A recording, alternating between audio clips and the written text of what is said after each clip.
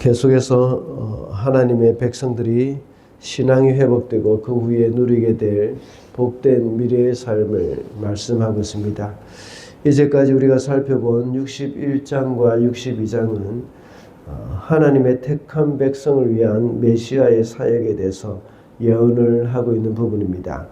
그 중에 어제 본문 62장에서는 여호와 하나님이 시온에 복을 내리실 것을 선언하셨습니다. 또한 메시아가 예루살렘에 파수꾼을 세우고 그 사명을 파수꾼에게 내렸죠. 이 모든 것은 바로 메시아의 열심을 나타내고 있는 것입니다. 하나님이 시온에게 복을 선언하신 것도 역시 메시아의 열심이었고, 예루살렘에 파수꾼을 세워서 잠을 자지 않을 것이라는 말과 주님께서 쉬지 못하게 해야 한다는 말을 통해서 우리는 메시아의 열심을 볼 수 있었습니다. 메시아는 구원의 완성을 위해서 열심이라고 했습니다. 그리고 메시아는 관계의 회복을 위해서 열심이며 우리의 삶을 회복하기 위해 열심이라고 했습니다.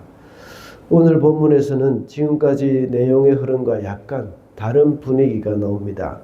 61장과 62장은 하나님의 백성을 구원하시는 메시아의 사역이었지만 63장, 방금 읽은 63장 전반부는 하나님의 백성들의 원수를 심판하실 메시아의 사역을 예언하고 있습니다. 그리고 하나님의 백성들에게 베푸실 그 구원과 죄를 용서해 주신 그 은혜를 말씀합니다. 또한 63장 뒷부분에서는 이사야가 당신의 하나님의 백성의 하나님께서 하나님의 백성에게로 돌아와 달라고 하나님께 간구하고 있는 내용입니다. 이러한 본문의 내용에서 우리는 하나님의 백성들을 회복하신 하나님의 역사를 볼 수가 있습니다. 그래서 오늘은 회복의 역사라는 제목으로 말씀을 살펴보고자 합니다.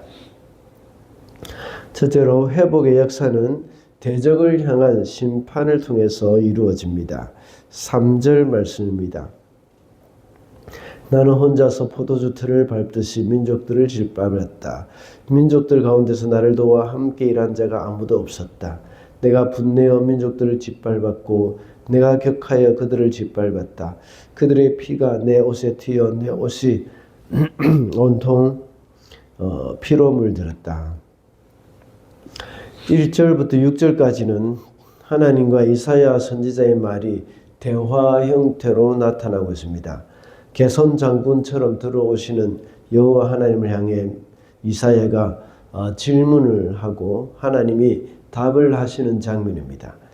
이것은 하나님이 이스라엘 백성들의 대적을 무찌르고 돌아오시는 그 장면을 상세히 묘사하고 있는 겁니다.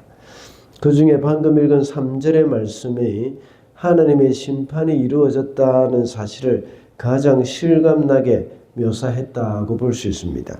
이 말씀은 요한계시록 19장에 나오는 말씀과 연결이 되어 있습니다. 요한계시록 19장에서는 그리스도가 사탄의 세력을 심판하실 때에 백마를 타고 피 뿌린 옷을 입고 나타났습니다.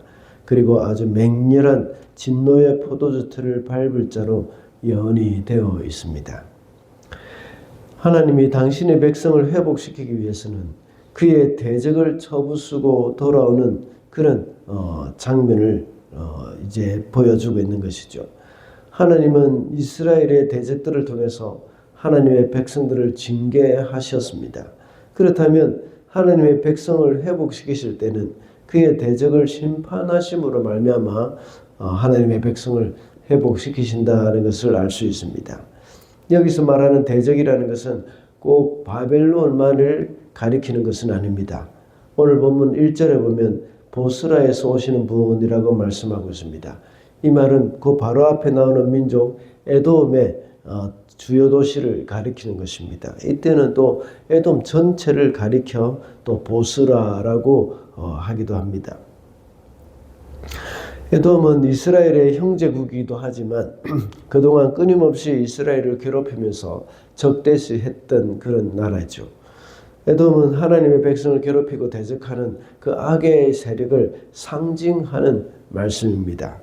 앞으로 종말이 오면 하나님이 이 사단의 세력을 심판하심으로 하나님의 백성을 회복시키실 것입니다.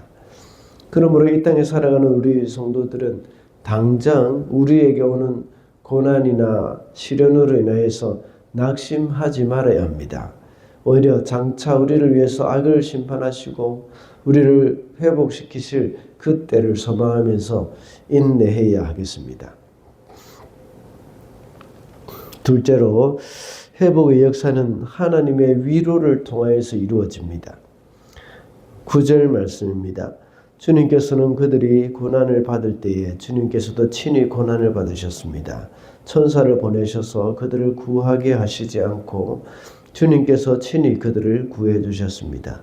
사랑과 긍휼로 그들을 구하여 두시고 옛적 오랜 세월 동안 그들을 지켜들고 안아 두셨습니다. 이 말씀은 역사적으로 볼 때 두 가지로 볼 수 있습니다. 하나는 과거에 있었던 일로 이스라엘 백성들이 이집트에서 고난을 당할 때에 하나님께서 그들과 함께 계셨다는 말씀입니다. 그래서 그들을 이끌고 광야를 오셨고 또 그들을 안고 오셨고 지켜들고 안아주셨다는 것입니다. 그리고 또 한 가지는 이사야 당시에는 아직 일어나지 않은 일이지만 앞으로 일어날 바벨론 때의 포로 때의 일에 대해서 하시는 말씀입니다. 이스라엘 백성들이 이집트에서 고통을 당할 때 하나님이 그들과 함께 계셨을 뿐만 아니라 또 바벨론에서 포로 생활을 할 때도 역시 그 고통을 함께 하셨습니다. 고통을 당하시면서 그들을 친히 구하여 두셨고 또 그들이 나올 때에도 그들을 안아 두셨고 지켜 들어 두셨다는 겁니다. 이것은 장차 신약에 와서 그리스도의 구속 사역을 예표하는 것이기도 합니다. 역사적으로 볼 때 하나님의 백성들이 로마에 압제하여 있을 때에 우리 주님이 오셨습니다. 그리고 그 압제 가운데 함께 사시면서 임마누엘로 함께 하셨습니다. 이것은 영적으로 볼 때에 이 십자가 고난으로 우리의 고통을 대신 지시고 가신 것입니다. 가장 비천한 자리에서 가장 수치스럽고 또 고통스러운 일을 겪으신 것입니다. 긍휼로 우리를 구원해 주셨고 오랜 세월 동안 지켜 안아 두셨다고 말씀하고 있습니다. 시련 가운데 있는 사람에게 큰 위로가 되는 것은 누군가가 그 시련을 함께 당해 주는 것입니다. 더 나아가서 그 시련을 대신 당해 주는 것이죠. 마치 채찍을 맞고 있는 사람을 안고 대신 자신의 등을 채찍에 내어 맡기는 것입니다. 이렇게 하면서 지켜들고 안아줄 때에 그만큼 큰 위로는 없을 것입니다. 우리가 바로 주님으로부터 그런 위로를 받았습니다. 우리가 맞아야 할 채찍을 대신 맞아주셨고 우리가 당할 질고를 대신 당해 주셨습니다. 우리가 당하는 어려움은 나 혼자 당하고 있다는 이렇게 생각해서는 안 됩니다. 그리스도께서 우리와 함께 계시면서 대신 당해주고 계심을 기억을 해야 합니다. 그래서 우리의 마음을 위로하시고 회복시켜 주시는 것입니다. 마지막으로 회복의 역사는 기도를 통해서 이루어집니다. 17절 말씀입니다. 주님 어찌하여 우리를 주님의 길에서 떠나게 하시며 우리의 마음을 굳어지게 하셔서 주님을 경외하지 않게 하십니까? 주님의 종들 곧 주님의 유산인 이 지파를 보셔서라도 돌아와 주십시오. 이 말씀은 이사야의 기도 내용입니다. 이사야는 그들의 죄악과 고난은 하나님이 은혜를 베풀지 않으시기 때문이라고 생각을 했습니다. 그래서 돌아오셔서 은혜를 베풀어 달라고 기도를 하고 있습니다. 하나님의 회복은 항상 우리의 기도와 함께 이루어집니다. 지금까지 우리가 자주 살펴봤던 것처럼 다니엘이 바벨론의 포로에서 70년 만에 회복될 것이라는 예레미야의 예언을 읽었습니다. 그리고 그는 하나님께 그 회복을 위해서 기도했습니다. 하나님의 그런 다니엘과 같은 기도의 사람을 기도를 들으시고 하나님께서는 그 일을 이루어 가시는 겁니다. 이미 하나님은 70년 만에 회복시켜 주실 것이라고 약속을 하셨지만 가만히 있으면 저절로 이루어지는 것이 아니라 하나님께 기도를 해야 한다는 것입니다. 얼마 전에도 말씀드렸던 것처럼 에스겔서 36장 37절에서 그래도 내 백성이 내게 구하여야 할지니라고 나와 있습니다. 오늘 이사야도 역시 마찬가지입니다. 하나님께서 내가 너를 회복시켜 주겠고 너와 함께 하겠고 또 너를 이제 지켜들고 안아주겠다고 말씀을 하셨습니다. 그 말씀을 듣고 이사야는 그 말씀에 근거해서 하나님 앞에 기도하는 것입니다. 하나님 우리에게 다시 돌아와 주십시오 하고 기도를 하는 겁니다.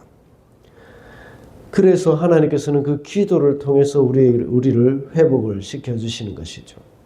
하나님은 항상 우리의 기도를 통해서 역사하시기를 원하십니다.